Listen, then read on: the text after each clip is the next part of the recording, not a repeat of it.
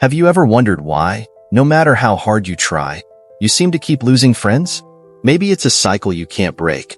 Or perhaps you've noticed yourself drifting apart from people who once meant a lot to you. The good news is, you can fix it, and the answer lies in an ancient philosophy, Stoicism. In today's video, we're diving deep into the Stoic approach to relationships and why we lose friends. But more importantly, we'll explore how applying Stoic principles can help you build stronger, more meaningful friendships that last. Let's start by understanding why we lose friends in the first place. Is it because of misunderstandings, conflicting values, or perhaps because we struggle to manage our emotions in tough situations? The Stoics had a lot to say about human relationships, and one thing they emphasized was the importance of self-awareness and emotional control.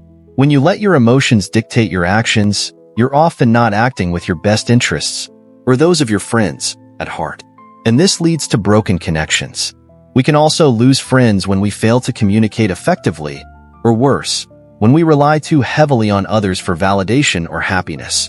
So, how does Stoicism help in fixing this? The Stoics offer 3 key practices for building and maintaining strong friendships: virtue, self-control, and wisdom. First, virtue. Stoics believe that the foundation of any good relationship is virtue. This means practicing kindness, honesty, and integrity.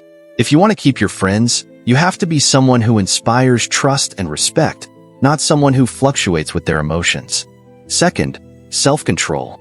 Remember, no one likes to be around someone who is constantly reactive, angry, or unpredictable. The Stoics remind us that we cannot control others, but we can control how we respond. By maintaining composure and not letting our emotions get the best of us, we can avoid many of the arguments or situations that cause friendships to fall apart. Third, wisdom. The Stoics valued wisdom above all else. In friendships, this means knowing when to speak, when to listen, and when to give others space. It also means recognizing that not all friendships are meant to last forever. Sometimes, the wise thing is to let go of a relationship that no longer serves you or your growth. Now, here are a few Stoic-inspired practices you can apply to improve your friendships today. 1. Reflect on your actions daily. Marcus Aurelius recommended journaling to review your actions. Take a moment each day to reflect on your interactions with friends. Were you kind? Were you too harsh? How could you improve tomorrow? 2. Practice empathy. The Stoics believed in understanding others' perspectives.